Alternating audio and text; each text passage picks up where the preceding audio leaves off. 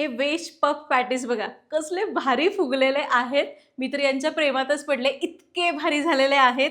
असे मस्त तोडले ना, छान लेयर्स एकदम असे खुसखुशीत मोकळे होतात. आतमध्ये ते सारण खूप भारी होतात. घरच्या घरी अगदी सोप्या पद्धतीने करू शकतो बरं का. फक्त हे करत असताना जर व्यवस्थित टिप्स फॉलो केल्या ना, तुम्हाला व्हेज पॅटीस जमलेच म्हणून समजा. बेक करून करा किंवा तळून करा, कसेही करा, या पद्धतीने केले ना एक नंबर होणार. त्यासाठी व्हिडिओ शेवटपर्यंत बघा आणि आवडला तर लाईक करा. नमस्कार, सरिताच्या स्वयंपाकघरात म्हणजेच आपल्या सरिताज किचनमध्ये आज आपण करणार आहोत मस्त खुसखुशीत असं व्हेज पॅटीस. घरच्या घरी अगदी सोप्या पद्धतीने करू शकतो. स्टेप बाय स्टेप तुम्हाला समजेल अशी रेसिपी शेअर करणार आहे. हा व्हिडिओ जर तुम्ही नीट बघितला तर तुम्हाला व्हेज पॅटीस करणं म्हणजे किस हात कामेल असं वाटेल. रेसिपीला सुरुवात करूया.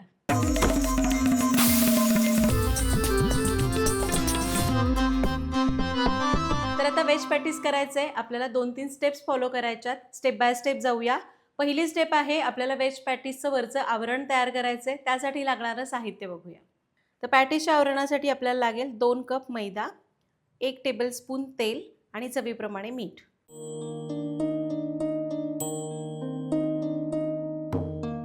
साहित्य बघितलं. पहिली स्टेप सुरुवात करूया. परातीमध्ये मैदा घेऊ. मैद्याऐवजी तुम्ही गव्हाचं पीठ घेतलं तरी चालेल. यामध्ये घालूया मीठ चवीपुरतं.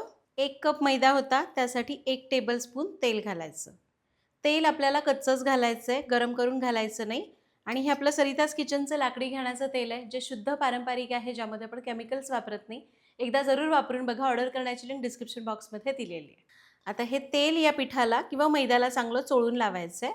तुम्ही तेलाऐवजी तूप वापरलं तरी चालेल, प्रमाण इतकंच राहणार आहे. पण हां, तेलाचं प्रमाण जास्त घेऊ नका बरं का, नाहीतर पॅटीस खूप तेलकट होतात. एकतर त्याच्यामध्ये आपण साटा वापरणार आहोत, त्यामुळे ते थोडेसे खुसखुशीत होणार आणि सोबत थोडे तेलकट होतातच. पण जर तुम्ही याच्यात सुद्धा जास्त तेलाचा वापर केला तर ते तेलकट होतील. तेल मैद्याला चोळून लावलं. आता थोडं थोडं पाणी घालूया आणि याला घट्ट मळायचं आहे, खूप पातळ करायचं नाही. तुम्ही जर पातळ केलं तर पॅटीस पाहिजे तसे खुसखुशीत होणार नाहीत. याला थोडं थोडं पाणी घालूया आणि मळून घेऊया. तर हे बघा, याला मी मळून घेतलंय. एकदम पण दगडासारखं घट्ट मळलं नाही, मध्यम घट्ट मळलेलं आहे. खूप पातळही करायचं नाही. याला थोडंसं तेल लावूया आणि याच्यावर झाकून याला अर्धा ते पाऊण तास भिजून देऊया. तर आपलं हे पीठ भिजतंय तोपर्यंत आपण याच्या आतलं सारण करूया. त्यासाठी लागणारं साहित्य बघू. पॅटीसच्या सारणासाठी आपण घेतले 5 ते 6 उकडलेले बटाटे. असे मध्यम बटाटे उकडून घेतले. अर्धी ते पाऊण वाटी उकडलेला मटार. फोडणीसाठी आपल्याला लागणार आहे 1 छोटा चमचा कुटलेलं जिरं, 1 छोटा चमचा कुटलेली बडीशेप, 1 मोठा चमचा भरून कुटलेले धने, 1 इंच किसलेलं आलं, थोडीशी बारीक चिरलेली हिरवी मिरची, पाव चमचा हिंग, पाव चमचा हळद, 1 चमचा चाट मसाला, अर्धा चमचा गरम मसाला, अर्धा चमचा काळं मीठ, चवीप्रमाणे साधं मीठ आणि थोडीशी कोथिंबीर.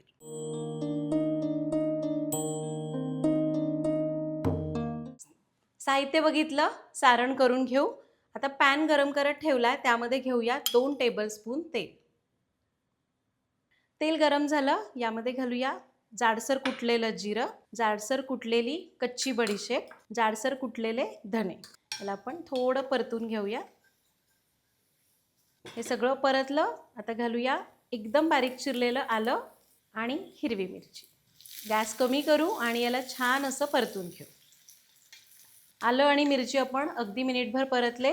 आता यामध्ये घालूया हिंग पाव चमचा, हळद पाव चमचा. याला मिसळून घ्यायचं. बघितलं किती सोपं आहे. कांदा टोमॅटोसला काही चिरायचं नाही, पटापट होतं. आता घालूया मटार. हे मटार मी फ्रोझन वापरते, ते ऑलरेडी उकळलेले असतात, त्यामुळे मी असेच वापरते. तुम्ही जर कच्चे मटार वापरताय तर मग थोडेसे पाण्यातनं उकळून घ्या. थोडंसं मीठ घालूया मटारपुरतं. याला मिक्स करून घ्यायचं आहे. मटार मिसळून घेतले. थोडासा पाण्याचा हबका मारूया आणि याच्यावर झाकून याला 2 मिनिटांची वाफ काढूया.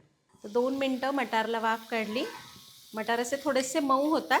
आता आपण काय करूया, याला थोडंसं हलवून घेतलं. मटार थोडे मॅश करायचे.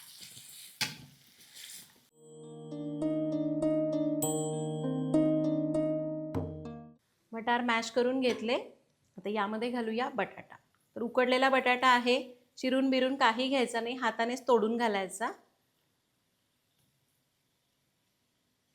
थोडे थोडे असे चंक्स चांगले लागतात पॅटीसमध्ये. अगदी समोसा करतो ना तेव्हा पण. बटाटा घातला. आता यामध्ये घालूया मीठ उरलेलं, गरम मसाला पावडर, चाट मसाला, काळं मीठ आणि थोडीशी कोथिंबीर. याला मिक्स करून घेऊया. सुरुवातीला आपण काय करायचं, मसाले वगैरे या बटाट्यामध्ये चांगले एकजीव करून घ्यायचे. सगळं चांगलं एकजीव केलं. आता आपला पोटॅटो मॅशर असतो त्याने याला थोडंसं मॅश करूया.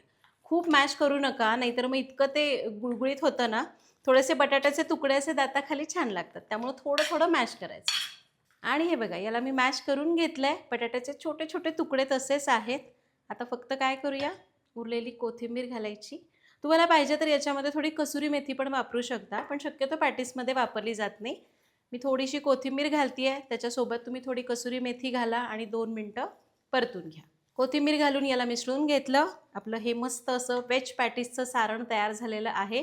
यामध्ये तुम्ही हवं तर छोटे छोटे पनीरचे तुकडेसुद्धा घालू शकता. पनीर कधी घालायचं, बटाटा मॅश करून घेतला की मग पनीर घाला, कोथिंबीर घाला, 2 मिनटं परतून घ्या, तसंही चालेल.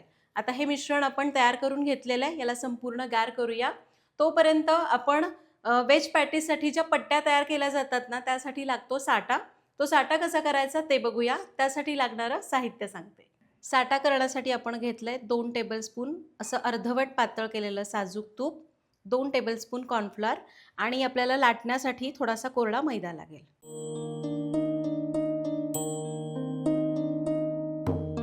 आता साटा करण्याचं साहित्य बघितलं, काही नाही. कॉर्नफ्लोअर लागतं, ते एका भांड्यामध्ये घेऊया. त्यामध्ये घालायचं आहे तूप. तूप पातळ केलेलं घ्यायचं किंवा तुम्ही थोडंसं वितळवून घेतलं तरी चालेल. आता उन्हाळा आहे त्यामुळं तूप असंच पातळ आहे. नसेल तर थोडंसं गरम करून घ्या. आता याला चांगलं मिक्स करून घेऊया. याला मिसळून घेतलं. हे बघा, हे असं मिश्रण तयार झालं आहे. आता आपण काय करूया, याला 1-2 मिनटं तरी चांगलं फेटून घ्यायचं आहे. हाताने किंवा चमच्याने फेटून घ्या. बाहेर जे व्हेज पॅटीस मिळतं किंवा जे बेकरी प्रोडक्ट्स मिळतात त्यामध्ये मोठ्या प्रमाणात मार्गारीनचा वापर केला जातो. आता घरी मार्गारीन वगैरे नसतं, त्यामुळे आपण तूप आणि कॉर्नफ्लोअर चांगलं फेटून घ्यायचं. आत्ता ह्याचा रंग पिवळसर आहे की नाही, थोडासा पांढरट होईपर्यंत फेटावं लागणार आहे. आणि हे बघा, याला आपण चांगलं फेटून घेतलं. याचा रंग थोडा पांढरट झाला आहे. साटा तयार झाला. आता लगेच आपण याच्या पट्ट्या करूया. पट्ट्या करायच्या म्हणजे पॅटीज करायच्या आहेत. मैदा चांगला भिजलेला आहे. याला एकदा मळून घेऊया. यापेक्षा पातळ करू नका, नाहीतर मग छान अशा लेयर्स येणार नाहीत. चांगलं असं छान मळून घ्यायचं. मैदा बघा किती मस्त भिजलाय, एकदम मऊ मऊ झालाय. आता आपल्याला याच्या एकसारखे गोळे करायचे आहेत. तर तुम्हाला किती लेयर्स हव्यात त्याप्रमाणे तुम्ही हे पॅटीज करून घेऊ शकता. मी काय करणार आहे, एका पॅटीजमध्ये 4 लेयर घेणार आहे. त्यामुळं मी ना 4 समान गोळे करून घेते. आपली नेहमीची चपाती असते त्यापेक्षा थोडे छोटे गोळे करायचे. उरलेलं पीठ आपण झाकून ठेवूया आणि आता या 4 गोळे वापरून आपण ह्याच्या पॅटीज करून घेऊ. आता आपण एक एक गोळा घेऊ आणि याला पातळ लाटू. एकदम पातळ लाटायचं आहे बरं का. आपण चपाती कशी लाटतो तसं पातळ. आणि हे बघा, आपण याला एकदम असं पातळ लाटून घेतलं आहे. चपाती असते ना त्यापेक्षा मी पातळ लाटलेलं आहे. आता आपण एकसारखे उंडे केलेले आहेत. बाकीच्या 3ही उंड्याच्या आपण अशाच गोळ्या करू. मी याला ताटावर टाकलं आहे. थोडासा मी मैदा भुरभुरते म्हणजे बाकीच्या पोळ्याला चिकटून बसू नये म्हणून. उरलेल्या उंड्याच्या पण आपण अशाच पोळ्या करून घेऊया. आणि 4ही पोळ्या लाटून घेतलेल्या आहेत. उरलेल्या 3 पोळ्या इथं या ताटात ठेवल्या. आता आपण काय करूया, ही जी 4थी पोळी आहे ती अशीच पोळपाटावर ठेवायची. थोडासा आपण जो साटा केला आहे ना, तो साटा याच्यावर लावून घ्यायचा. साधारण 1 छोटा चमचा साटा एका पोळीला. आणि हा साटा व्यवस्थित पसरवून घेऊ. खूप जास्त साटा लावू नका बरं का, नाहीतर मग खूप तेलकट होतील पॅटीस. साटा लावून घेतला, अगदी कडेपर्यंत व्यवस्थित लावला. थोडासा मैदा भुरभुरायचा. आता याच्यावर दुसरी पोळी घालूया. हलक्या हाताने सेट करून घ्यायची. याला परत चमचाभर साटा लावायचा. पसरवून घ्यायचं. थोडासा मैदा. आता याच्यावर तिसरी पोळी आणि अगदी याच पद्धतीने आपण साटा लावून घेऊया. आता शेवटची पोळी ठेवायची, पण शेवटच्या पोळीला साटा लावायचा नाही. शेवटची पोळी जर खूप आकसली असेल तर थोडीशी लाटून मग ठेवा, कारण मैदा आहे ना थोडा जास्त वेळ ठेवला की आकसला जातो. आता याला हलक्या हाताने आपण एकावर एक सेट करून घेऊया. याला एकदा उलटून घेऊ. थोडासा मैदा भुरभुरू आणि याला हलक्या हाताने लाटून घेऊ. तर पोळपाटावर हे बसणार नाही म्हणून मी आपण सरळ ह्या खालच्या प्लॅटफॉर्मवर लाटून घेते. सगळीकडून एकसारखं लाटायचं आहे हलक्या हलक्या हाताने. हे लाटून घेतलं. आता याला आपण परत साटा लावूया.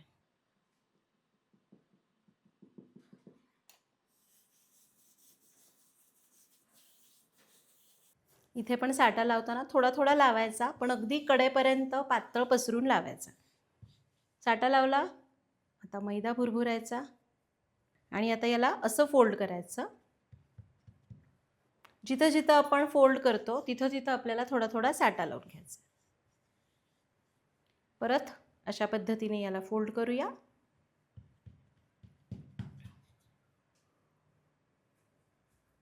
चौकोनी आणि असं याला चौकोनी आकार दिला. थोडासा मैदा भुरभुरू आणि आता याला चौकोनी आकारामध्येच लाटत राहायचं या प्रकारे.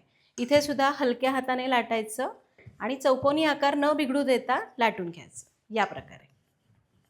आता याला आपण चपाती असते ना, चपातीपेक्षा किंचित जाड होईपर्यंत याला लाटूया. एकदम पातळही नाही करायचं, चपातीपेक्षा किंचित जाड ठेवायचं. मी शेवटी दाखवेनच. आणि हे बघा आपण याला लाटून घेतलेलं आहे. भाकरी कशी जाड असते तसं याला मी जाड लाटून घेतलंय. आता आपण याला कट करून घेऊया. म्हणजे आपल्याला पॅटीस करायचे आहेत तर याला आपण तुकडे करून घेऊ. तर मी काय करते, पहिल्यांदा याला असं चौकोनी आकार देण्याचा प्रयत्न करते. असं जास्तीचा जे एक्स्ट्राचा पोर्शन आहे ना तो आपण कट करून काढूया. आता याचे आपण चौकोनी तुकडे करून घेऊ. बऱ्यापैकी समान करण्याचा प्रयत्न करायचा. तर याचे ना 9 तुकडे होतील.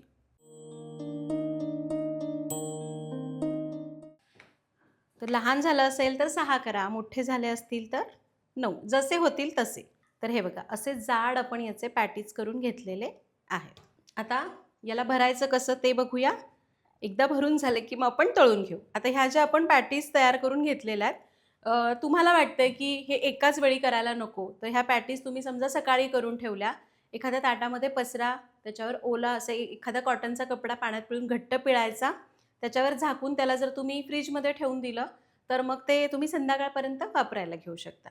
आता आपण लगेच वापरणार आहोत. आता याला भरायचं कसं ते बघूया. इथं मी काय करते, आता उन्हाळा आहे, या वाळू नयेत म्हणून एक कॉटनचा कपडा स्वच्छ पिळून घेतला आहे. याच्यामध्ये आपण या पॅटीस ठेवूया आणि लागेल तशा बाहेर काढून याला भरून घेऊया. आता पॅटीस कशा भरायच्या ते सांगते. तर आता याला मी पोळपाटावर ठेवलं आहे. यामध्ये आपण थोडंसं सारण भरूया. पफ पॅटीसमध्ये सारण थोडं कमीच असतं बरं का. याला असं व्यवस्थित इंटॅक्ट करायचं, मधोमध ठेवायचं. तुम्हाला जसा हवा तसा त्रिकोणी आयताकृती आकार देऊ शकता. आता याला पाणी लावून घेऊया. पाणी लावताना आतमधून लावायचं, कडांना पाणी लावायचं नाही, कारण कडा आपल्याला चिकटवायच्या नाहीत. कडा चिकटवल्या तर मग लेयर्स येणार नाहीत. मी याला त्रिकोणी करते. याला आपण असं दुमडून घेऊया या पद्धतीने आणि आतमधून जिथं आपण पाणी लावलं आहे ना तिथून याला दाबून चिकटवून घ्यायचं या प्रकारे. पण याला व्यवस्थित बंद करून घ्यायचं.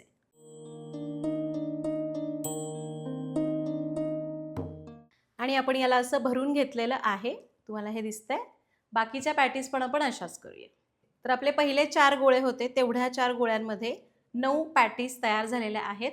उरलेल्या गोळ्यांचे पण मी नंतर करून घेते, आधी हे आपण तळून घेऊया. पॅटीज तळण्यासाठी तेल मध्यम गरम पाहिजे किंवा मध्यमपेक्षा थोडंसं कमी गरम ठेवा, म्हणजे त्याचे लेयर्स छान खुलून येतात. तेल कसं तापलंय बघूया. हे बघा, हा गोळा टाकला की बबल्स अगदी हळूवारपणे येत आहेत आणि हळूवार गोळावर येतो. याचा अर्थ मध्यमपेक्षा तेल कमी गरम तापलेलं आहे. असंच तेल आपल्याला तापलेलं हवं. एकदम पटकन गोळावर आला तर ते थोडंसं जास्त होईल. आता आपण मावतील एवढे पॅटीस यामध्ये तळायला सोडूया. गॅस कमीच ठेवायचा आहे आणि सुरुवातीला याच्यात साधारण 3 पॅटीस बसतील, ते मी तळायला सोडते. पॅटीस टाकले की वरून तेल सोडायचं. त्या लेयर्स असतात ना, त्या लेयर्सवर तेल सोडत राहायचं. गॅस कमीच ठेवायचा. तुम्ही जर जास्त तेल तापवलं आणि गॅस जर मोठा ठेवला तर मग ते आतपर्यंत सगळ्या लेयर्स तळल्या जाणार नाहीत आणि वरून लवकर रंग डार्क होईल. तुम्हाला वाटेल तळलं, तुम्ही काढाल आणि आतमधनं ते कच्चं राहील. लगेच उलटण्याची घाई करायची नाही. गॅस कमी ठेवू आणि या लेयर्सवर तेल सोडू. तर साधारण मिनिटभर मंद आचेवर ठेवलं आणि मी याच्यावर सतत तेल उडवत होते. तर तुम्ही इथे बघाल तर याच्या लेयर्स अशा छान सुटायला सुरुवात झालेली आहे. आता हे पॅटीस आपण उलटून घेऊया आणि आता गॅस कमीच ठेवू आणि हलका सोनेरी रंग येईपर्यंत तळून घेऊ. पॅटीस तळण्यासाठी पेशन्स खूप लागतात. गॅस एकदम कमी ठेवायचा आणि आता दोन्ही बाजूने उलटपलट करत करत तेल सोडत सोडत हलका सोनेरी रंग येईपर्यंत क्रिस्पी होईपर्यंत यांना तळून घ्यायचं. आणि साधारण 4 ते 5 मिनिटं एक बॅच एकदम मंद आचेवर तळली आणि हे बघा हे असे छान सोनेरी असे तळले गेलेले आहेत. क्रिस्पी जाणवत आहेत. दाखवते आवाजावरून. आवाज कळतोय? काढून घेऊया आणि बाकीचे पॅटीस पण असेच तळून घेऊ. दुसरी बॅच तळताना पण आपल्याला लक्षात घ्यायचं आहे तेलाचं तापमान. खूप कडकडीत तापलेलं नको. तेल हलकं गरम करून घ्यायचं आणि गॅस कमी करून हे पॅटीस तेलामध्ये तळायला सोडायचे. तर एका वेळी 3 मावत आहेत तर साधारण 3 बॅचेसमध्ये होतील. बाकीचे पण आपण जे काही उरलेलं पीठ आहे ना त्याचे पण असेच करून घेणार आहोत. तर अशा प्रकारे आज आपण इथं मस्त व्हेज पॅटीस कसे करायचे ते बघितले. इथं मी हे अवनचा वापर न करता तळून केलेले आहेत.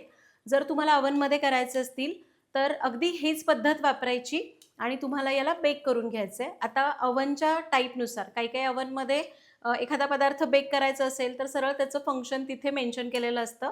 पण अवनमध्ये तुम्हाला करायचं असेल तर अवन 5 मिनिट आधी प्रीहीट करून घ्यायचा आणि त्यानंतर 160 डिग्रीवर त्याला साधारण एक 15 ते 17 मिनिटांसाठी बेक करून घ्यायचं.